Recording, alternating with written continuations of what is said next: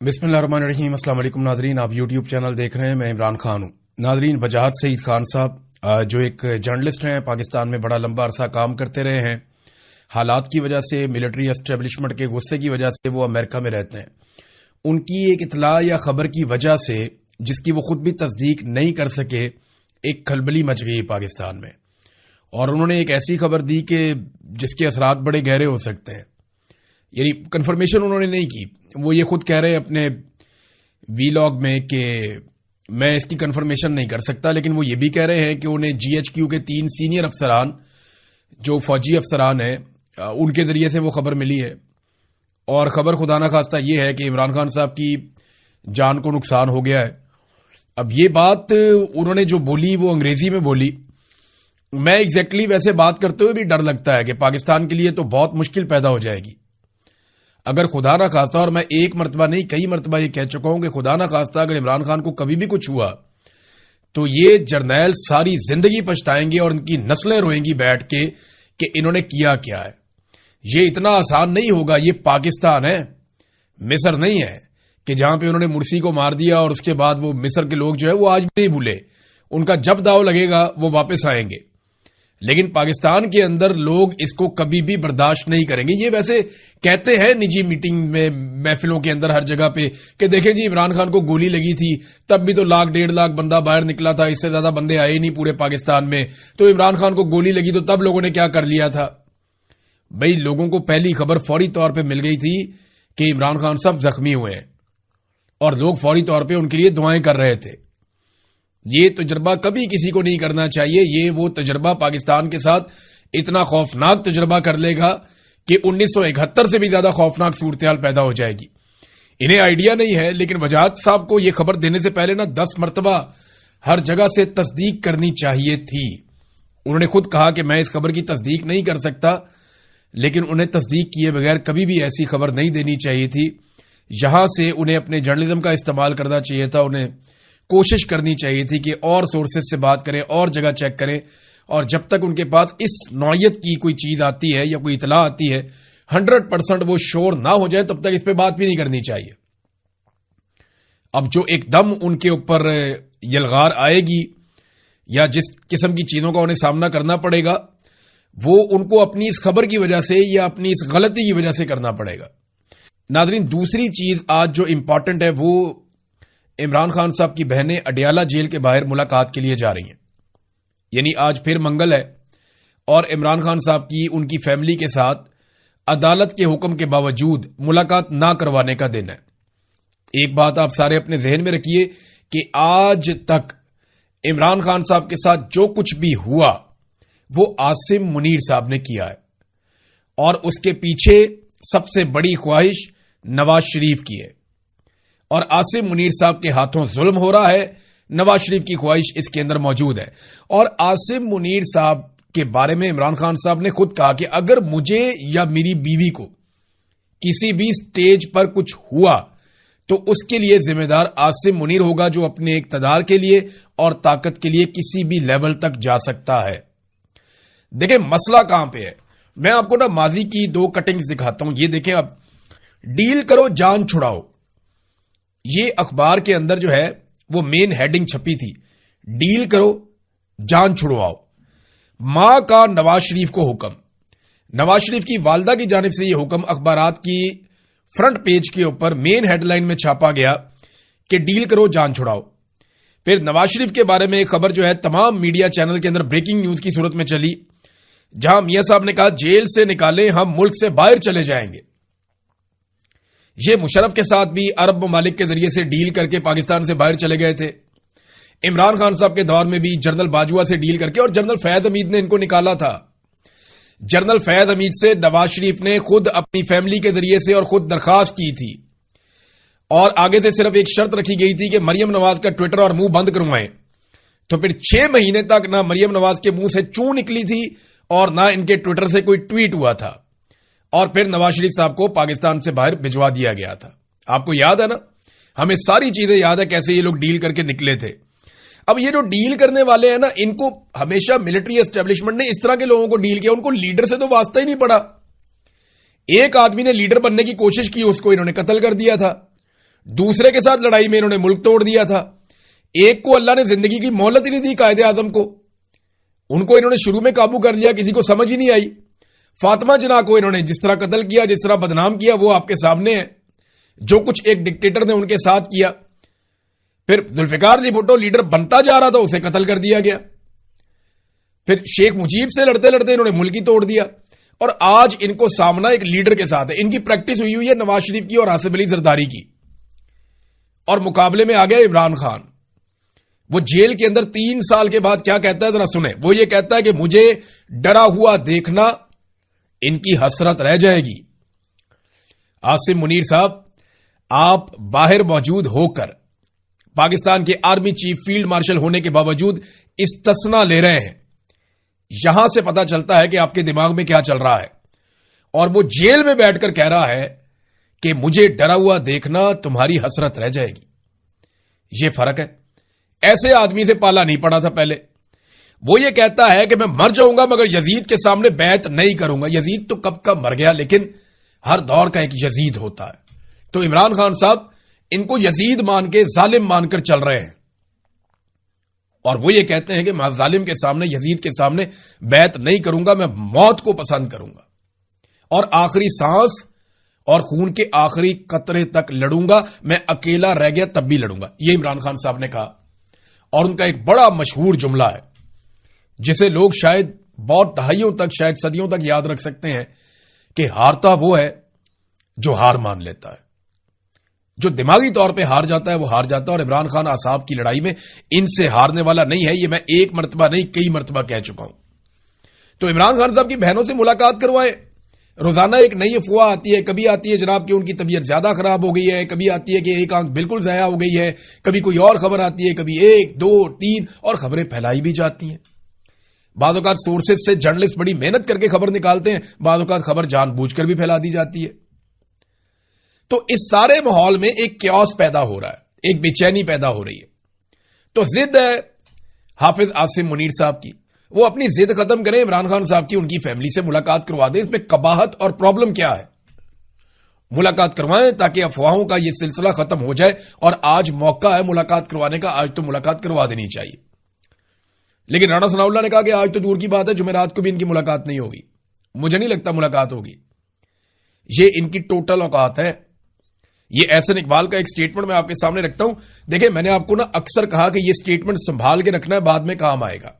कई बयानात मरियम नवाज ने दिए हुए हैं, कई नवाज शरीफ ने दिए हुए हैं, राणा सनाउल्लाह ने दिए हुए हैं, बाकी लोगों ने बयानात दिए हुए हैं, बिलावल ने भी बयानात दिए हुए हैं, जरदारी ने भी बयानात, इन सब ने बयानात दिए हुए। संभाल के रखने हैं आपने, क्योंकि इन पे बुरा वक्त आएगा ना तो हम इनको निकाल निकाल कर दिखाएंगे वो स्टेटमेंट।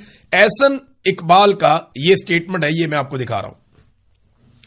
इमरान खान की सेहत के बारे में किसी को तशवीश नहीं होनी चाहिए कि इससे किसी भी किस्म की कोई नरमी रवा रखी जाएगी। यानी इमरान खान साहब से नरमी कोई नहीं होगी। सेहत के हवाले से किसी को तशवीश नहीं होनी चाहिए, यानी तशवीश नहीं होनी चाहिए कि इससे कोई नरमी रवा रखी जाएगी। ये अपनी बारी कितने जालिम हो गए हैं, बस ये रिकॉर्ड के ऊपर आप चीजें रखें, क्योंकि बारी बारी सबकी बारी, इनकी बारी आएगी। मिलिट्री एस्टेब्लिशमेंट की भी बारी आएगी। जो उन्होंने पाकिस्तान के अंदर एक मौज लगाई हुई है ना, ये हमेशा नहीं रहेगी। ये आज नहीं, साल 2, 4, 10 साल, ये जब भी मामला खत्म होगा ना, झोलियां उठा उठा के उस दौर के अफसरान बददुआएं देंगे इन सारों को जिन्होंने कौम के अंदर नफरत का ये बीज बोया है।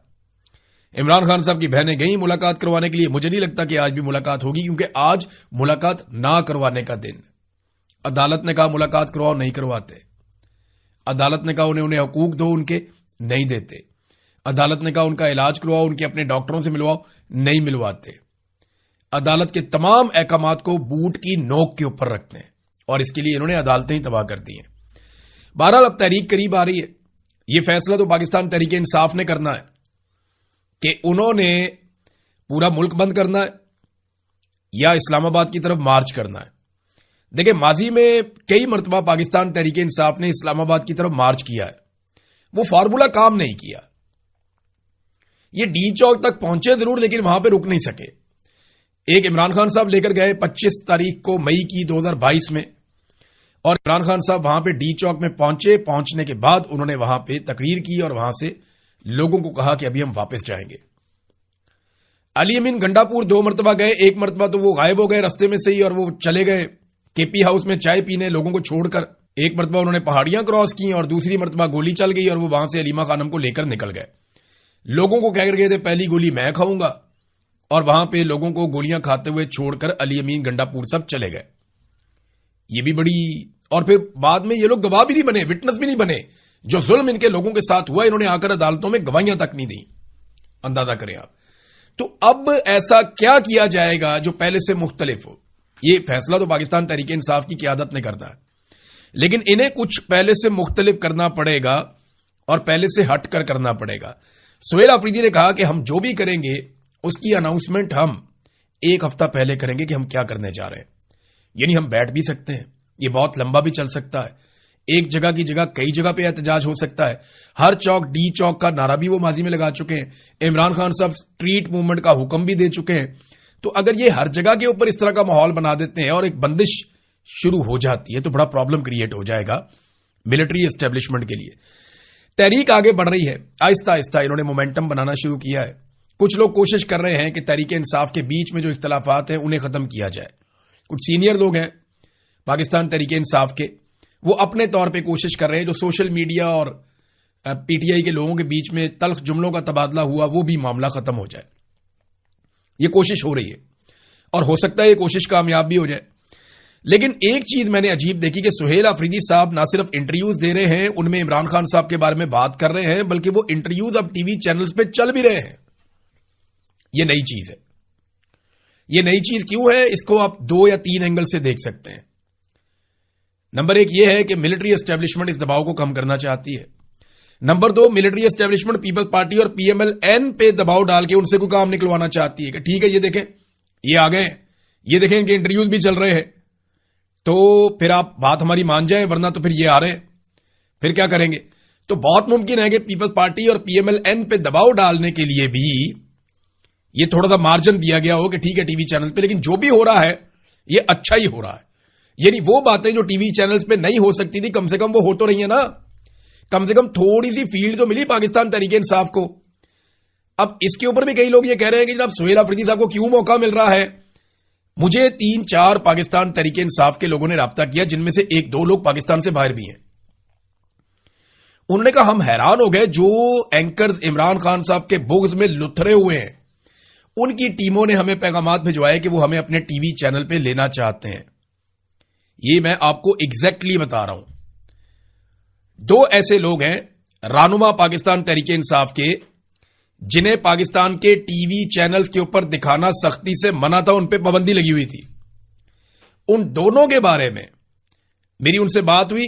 ان میں سے ایک نے تو بہت کیٹیگوریکلی کہا اور دوسرے نے بھی مجھے سرسری طور پہ بتایا کہ جناب ہمیں پاکستان سے فون آیا اور ایک ایسے اینکر کی ٹیم کی جانب سے آیا, 2 الگ الگ ہیں, کہ جو نفرت کرتے ہیں عمران خان صاحب سے, لیکن ان کی ٹیم کہہ رہی ہے جی کہ آپ کو ٹی وی پہ لینا ہے, آپ کو پروگرام میں لینا ہے.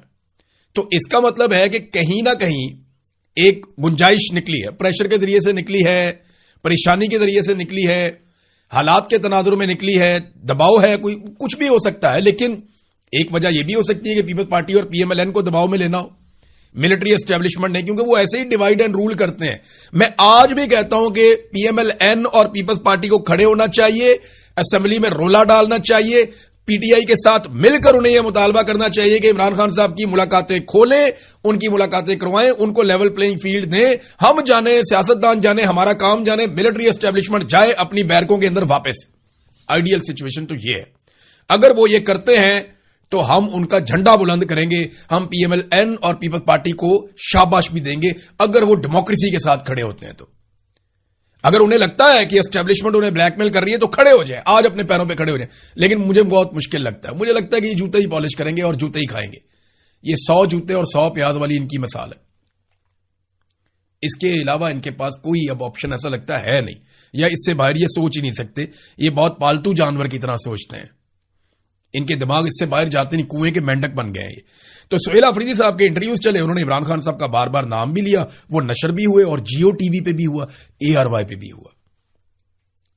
اب آپ سمجھ جائیں کہ جیو ٹی وی اور اے آر وائی یہ 2 پاکستان کے امپورٹنٹ ٹی وی چینل میں سے 5-6 ٹی وی چینل ہیں جو پاکستان میں بہت اہم ہے. ان میں ایک جیو ہے, ان میں ایک ایکسپریس نیوز ہے, دنیا نیوز ہے, اے آر وائی ہے, سما ہوا کرتا تھا، لیکن سما کی انہوں نے درگت بنا دی، بیڑا غرق کر دیا علیم خان نے، تو ایک ادھے اور چینل نے اس کی جگہ لی ہے. بہرحال یہ 4-5 چینلز ہیں مین جہاں پہ یہ خبریں وبریں چلتی ہیں اور جن کو لوگ تھوڑا بہت دیکھتے ہیں. ویسے تو کریڈیبلٹی ختم ہو گئی ہے. تو اب یہ ٹی وی چینل جو ہیں وہ یہ انٹرویو چلا رہے ہیں. سہیل وڑائچ صاحب جو ایک سینئر صحافی ہیں، انہوں نے ایک پینترا بدلا ہے. میں حیران ہو گیا کہ ان کو کیا ہو گیا اس موقع پر. یہ ساری چیزیں جو ہے نا کچھ نہ کچھ آپ کو سمجھا رہی ہیں. یہ آہستہ آہستہ ہمارے سامنے چیزیں کھلیں گی کہ ایکچولی یہ ہو کیوں رہا ہے سارا کچھ. سہیل وڑائچ صاحب یہ وہ صحافی ہیں جنہوں نے نفرت بہت زیادہ پھیلائی تھی. انہوں نے اسٹیبلشمنٹ کے فائدے کے لیے غلط تجزیے پیش کیے تھے. عمران خان کے مقابلے میں ہمیشہ انہوں نے اسٹیبلشمنٹ کو سپورٹ کیا تھا. یعنی انہوں نے کہا تھا کہ عمران خان الیکشن ہارے گا، بالکل ہارے گا. یہ انہوں نے جھوٹ بولا. اسٹیبلشمنٹ کے سامنے عمران خان سرنڈر کرے گا، ان کو کر دینا چاہیے، یہ ہمیشہ کہتے رہے. بشرا بی بی کا انہوں نے مذاق اڑایا، الگ الگ طرح کے کامنٹ دے کے، الگ الگ طرح کے کالم لکھ کے. انہوں نے جو مظلوم ہے اس کو ہمیشہ قصوروار ٹھہرایا، ظالم کو قصوروار کہنے کی بجائے. یعنی سہیل وڑائچ کے آپ بے شمار کالمز، بہت ساری تحریریں آپ اٹھا کر دیکھیں تو وہ ظالم جو ہے نا اس کو کچھ نہیں کہہ رہے، وہ مظلوم کو قصوروار کہہ رہے ہیں کہ تو مار کیوں کھا رہا ہے. اور اس کے اوپر میں کئی مرتبہ تنقید بھی کر چکا ہوں. لیکن اب انہوں نے ایک دم تیز ترین انٹرویوز دینا شروع کر دیے اور ان انٹرویوز میں انہوں نے خود کو نسبتاً عمران خان کا ہمدرد ثابت کرنے کی کوششیں شروع کر دی ہیں. ایسا کیوں ہوا؟ اس کے بھی 2 ریزن ہو سکتے ہیں. یا تو وڑائچ صاحب کو وہ تبدیلی نظر آنا شروع ہو گئی ہے جو مستقبل قریب میں آ جائے گی. آج نہیں آئے گی تو کل آ جائے گی، کبھی نہ کبھی تو آ ہی جائے گی. یا وڑائچ صاحب جو ہیں وہ زرداری صاحب کی ہمدردی میں یہ کر رہے ہیں. میری بات یاد رکھیے گا کہ سہیل وڑائچ صاحب کے نواز شریف کے ساتھ قطعی طور پہ کوئی ہمدردی یا تعلق نہیں ہے. یہ دھوکہ دیتے ہیں ہمیشہ. سہیل وڑائچ صاحب کا جو تعلق ہے وہ آصف علی زرداری کے ساتھ ہے. یہ آپ کو میں بتا رہا ہوں کہ وڑائچ صاحب کیا کریں گے بڑی کامیابی سے نا، عمران خان کے خلاف ایک ویلاگ کر دیں گے یا کوئی پروگرام کر دیں گے یا کمنٹ دے دیں گے یا کالم لکھ دیں گے، پھر نواز شریف کے خلاف بھی کر دیں گے. تو اس سے یہ بیلنس کرنے کی کوشش کرتے ہیں. لیکن غور کیجئے گا یہ ہمیشہ زرداری کو اور بلاول کو سپورٹ کریں گے، ہمیشہ پیپلز پارٹی کو سپورٹ کریں گے. تو کچھ ایسے جرنلسٹ ہیں جو پیپلز پارٹی کے لیے کہیں نہ کہیں رستہ نکالتے رہتے ہیں، ان میں سہیل وڑائچ صاحب بھی ایک ہے. تو سہیل وڑائچ صاحب جو ہے نا، کیونکہ زرداری صاحب آج کل ہاٹ واٹرز میں تھے اور عدلیہ والے معاملات میں غصے میں ہیں، بلاول بھی غصے میں ہے کہ ہمارے ساتھ آزاد کشمیر میں اچھا کام نہیں ہوا، رولا شولا بھی ان کا پڑا ہوا ہے. تو ہو سکتا ہے کہ وڑائچ صاحب اس وجہ سے بھی دباؤ ڈالنے کے لیے تھوڑا سا عمران خان کی ہمدردی میں آئے ہوں. لیکن عین ممکن ہے کہ انہیں بھی جو نوشتہ دیوار ہے وہ نظر آنا شروع ہو گیا ہو. دیکھیں انہوں نے ایک اور بات کی سہیل وڑائچ نے جو بات درست نہیں ہے. میں اس کا کیونکہ گواہ ہوں، میں اس لیے کہہ رہا ہوں. وہ کہتے نہیں 2-3 مرتبہ عمران خان صاحب سے ہم ملے 9 مئی سے پہلے اور ہم نے ان سے کہا کہ جناب یہ جناب محاذرائی سے آپ گریز کریں. میں نے منع کیا نہیں، ایسا نہیں ہوا. میں موجود تھا ایک میٹنگ میں، دوسری میں ایک اور بھی دوست ہمارے وہ بھی موجود تھے، ان سے بھی میری بات ہوئی. یہ وڑائچ صاحب وہاں پہ اس لیے نہیں جاتے تھے، یہ سیاستدانوں کی بات چیت کے لیے ایک ماحول بنانا چاہتے تھے. یہ 3-4 سینئر صحافیوں نے ایک ٹیم بنائی ہوئی تھی، یہ جا کے لوگوں کو ملتے تھے، جناب ماحول بناؤ، سیاستدان آپس میں بات چیت کریں. اور عمران خان صاحب نے میرے سامنے 3-4 چیزوں کے اوپر ان تمام صحافیوں کو کہا کہ جا کر نواز شریف سے بات کرو، زرداری سے بات کرو. اگر وہ اس کے اوپر آمادہ ہوتے ہیں اور شروع کرتے ہیں تو میں اس پہ پورا ساتھ دوں گا. کون سی چیزیں تھی؟ نمبر 1، پاکستان کی فوج کا سیاست سے کردار ہمیشہ کے لیے ختم کیا جائے، شفاف انتخابات کا ایک طریقہ کار رائج کیا جائے. معیشت اور احتساب کے حوالے سے عمران خان صاحب بات کرتے تھے کہ ان چیزوں کے اوپر میں ایک ان کے ساتھ میثاق کرنے پر میں راضی ہوں، میں یہ کرنا چاہتا ہوں. جاؤ جا کر ان سے بات کرو، وہ اس کو شروع کریں، وہ گورنمنٹ میں میں ان کا ساتھ دوں. لیکن آپ کو پتا ہے نواز شریف صاحب کے دماغ کو تو اقتدار چڑھا ہوا تھا، ان کو تو بدلہ لینا تھا اور انہوں نے بدلہ لے کے اپنی اور اپنے پورے خاندان کی سیاست کو برباد کر دیا. تو ناظرین اس ویلاگ میں اب تک کے لیے اتنا ہی. اپنا خیال رکھیے گا، اپنے چینل کا بھی. اللہ حافظ.